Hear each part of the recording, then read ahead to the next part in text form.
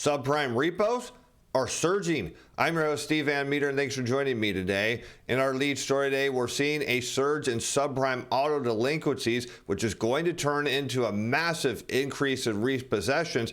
And the timing of this couldn't be worse because House Democrats are now saying that the debt debacle is going to cause consumer payments to head even higher. So we're going to look and see if that claim is true and indeed what is causing this big increase in delinquencies. And as we head into the summer season, many consumers and businesses are looking forward as they hope for a strong travel season to boost their bottom line. But we're already seeing indicators that the summer outlook is going to be grim. Let's go to Bloomberg, where we picked today's story up with a headline: "The Repo Man returns as more Americans fall behind on car payments." And this is something we're going to see more and more in terms of, we'll see it with credit card payments, we're going to see it with housing payments, we're going to see it across the board. And one of the first areas and one of the places I've said will be a problem is the auto market, because the subprime space here in terms of dollar amount of originated car loans is bigger than the subprime housing market. And when you lose your job, it's easy to get rid of a car compared to your house. And I think we're going to see a big uptick here. But let's get into the data and see what's going on. In March, the percentage of subprime auto borrowers who were at least 60 days late on their bills was 5.3%, up from a 7-year low of 2.58% in May 2021. And if you think about why May 2021 matters here, is because people were getting a ton of pandemic stimulus money. So they had no problems making payments on their cars. And in many cases, people went out and bought new cars. So it wasn't an issue at that time because the people had excess money. But as we see the economy slowing, we're seeing an increase in layoffs. Well, all of a sudden, we're now starting to see these type of subprime auto delinquencies surge higher, and that's not a good sign for the broad economy. The peak of the financial crisis, of course, was back at higher than it was in 2009, according to data from Fitch. While not all of these borrowers will face repossessions, the risk is high. And here you can see the share of subprime auto loans is more than 60 days delinquent in chart form. Of course, we note that during the pandemic, due to all the stimulus money, repossessions went way down as delinquencies also dropped. But notably, as we came out of the pandemic, look at how the percentage of these has increased. And you think back to what we just talked about here. It says up from a 7-year low of 2.58% in May 2021 and higher than in 2009 at the peak of the financial crisis. It only makes you wonder that how bad this next crisis is going to be. Many of you said in the comments it's going to be horrible, but continue to weigh in. I'd love to get your perspective, as it's difficult to determine exactly how many repossessions occur each year. But Cox Automotive estimates they were 1.2 million in 2022, up about 5.3% from 2021, but still down from 1.68 million in 2019. Of course, the Summit made its debut in 2009 when there was a record 1.77 million repossessions. Of course, if you're wondering what the difference is, we talked about repossessions and delinquencies. Keep in mind, not all delinquencies turn into repossessions, particularly when, of course, interest rates come down and opportunities from the government in terms of additional stimulus show up. But notably, we're seeing numbers at a time that just don't make any sense. And this coming now from House Democrats saying that this problem's only going to get worse because consumer debt payments now are going higher due to the debt ceiling debacle. Americans could see their student debt, car, and mortgage payments surge because of House Republicans' flirtation with the default. Top Democrat Hakeem Jeffries says. While McCarthy, and by the way, I want to thank all of you in the comments. My mispronunciation yesterday was not intentional and meant to be of no disrespect for the speaker. And of course, let's continue on. As while McCarthy has been adamant he will not approve a clean debt ceiling increase, meaning an agreement without any spending cuts, President Joe Biden and Democrats are standing firm on the opposite side, calling for a bipartisan debt ceiling raise with no cuts and a budget deal that should be a separate discussion.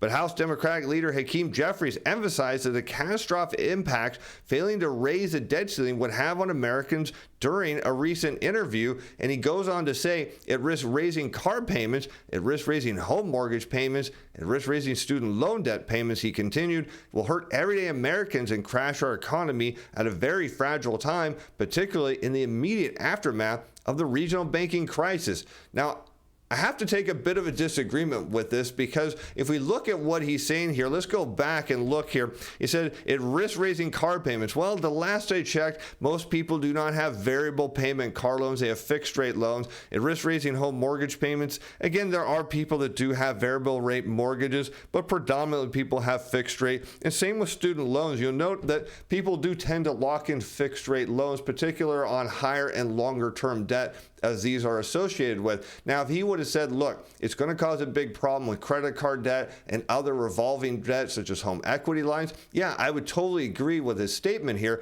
But the idea that it's going to affect existing payments, not so much. It will affect new car payments, new home loan payments, and new student loan payments. The questions we'll get into the show a little bit later is, how much demand is coming for those items? Well, not a whole lot. And here we can see the real issue, of course, of what's going on with the debt ceiling. Just so you recap from yesterday's show, well, the reason we're seeing interest rates rising here is simply because the risk of default is being priced in by the bond market, suggesting those who are holding short-term T-bills that have a maturity date after what's believed to be when the government runs out of money are starting to wonder that they won't get paid, so they want out of their positions. They're driving up, of course, the yield, and that's causing bond prices to fall kind of across the board here. But had Jeffrey said, hey, look, the issue is that we've got a ton of debt. We've got nearly $1 trillion in credit card and other revolving plans that are now going to be immediately affected by this increase in short-term rates, I totally agree. But the real issue of why we're seeing, of course, these subprime delinquencies rise, and why, of course, these higher credit card payments are going to be an even bigger problem if the debt ceiling isn't dealt with, is what we've all known and been talking about, is the fact that the consumer price index has been outpacing average hourly earnings of production and non-supervisory employees. That's shown in red. Now you can see right now they're nearly equal to each other, which suggests that perhaps that everything's okay. And that's not how it works. Is because once people are behind the curve, just because you get to even doesn't mean all of a sudden you breathe a sigh of relief. It just says, hey, wait a minute, my check is now going as far as it can because prices and my pay are equivalent in terms of their rate of increase, but I'm so far behind from those prior months. What I want you to see here is that when you have inflation outpacing wages, eventually you start to see layoffs and a decline in average hourly earnings. That brings inflation down. And so what we're seeing here is exactly what we normally see after periods where inflation outpaces wages, that eventually wage growth slows and inflation comes crashing down as jobs are lost. So the debt ceiling issue, even if it's resolved in the near term, I think it's way too late for what's going on in the economy. Consumers are too far behind. We're hearing even today that Metre has announced some more layoffs. It just doesn't seem to be stopping. The question is, when does it hit the broad economy and move out of the tech space? Well, we'll soon find out. But Kevin, our speaker, McCarthy, says the text for the bill raising debt ceiling will be ready soon. And keep in mind, he is under extreme pressure here, not only from his own party, but the bond market. If you're not aware that he is conscious of what's going on here, I assure you that he is, and getting something out sooner than later to perhaps calm the markets will be a priority. Mr. McCarthy's plan would pair a debt ceiling increase with a reduction in discretionary spending to 2022 levels and would then limit future increases by 1% a year. It would also claw back unspent COVID-19 aid and require Americans to work to receive certain federal benefits. So weigh in, what do you think? Which side are you on? Do you think we should just raise the debt ceiling and worry about, of course, the budget later? Do you like Speaker McCarthy's plan? Do you think we should do something else? Weigh in the comments. Would love to know what you think, because you're seeing this impact now in the mortgage market. And when we talk about layoffs are coming, you see, note the 30-year mortgage rate climbed by the most in 2 months to 6.43%. But it's the issue underneath here that I want you to see. The contract rate on a 30 fixed rate mortgage rose 13 basis points last week. But here's the key. The group's index of mortgage applications for home purchases dropped 10% in the week ending April 14, the steepest decline in 2 months. So if you're looking for jobs, jobs, and you see people working in the mortgage industry, the housing market, well, that's not a good sign. Nor is it in the refi space, as we see applications also decline to the lowest level since early March, what would suggest that we're going to see layoffs in the housing space, in the mortgage market, at the banking level, as there just isn't demand. And then you start to shift this into the summer months, and you put this in perspective. A lot of businesses make a ton of money during the summer months that get them through the winter. So they need a strong travel season. They need people to go out and spend. And right now, that perhaps may not be happening. United Airlines reports its quarterly loss, but says demand is strong for travel abroad, but maybe not for long. As airline executives said that a combination of high demand, limits on the number of flights they can add due to an industry-wide shortage of pilots, notably because they laid them all off during the pandemic. Of course, we have to put this in perspective. This almost seems like an intentional move to be able to drive prices and profits up, which is fine if that's what they want to see. But what happens, I want you to be thinking, if the economy slows down here and delayed aircraft deliveries are together helping keep ticket prices higher, which could crush demand. And investors have become worried that travel rebound could run out of steam if the banking industry turmoil, inflation, and spreading layoffs affect consumers' willingness to continue buying expensive tickets. American consumers cut retail spending for the second straight month in March, and the latest sign of a slowing economy.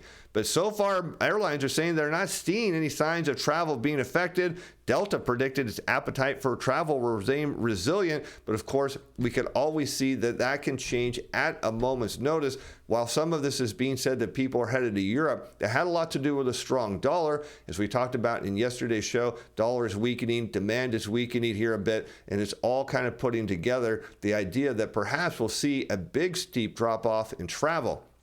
Now, as someone who lives in the vacation destination in the world, we noticed as of Sunday, we saw a big steep decline in travel here, and we had the crude oil data. I thought I had put it up, but let's put it on here so we could take a quick look at it.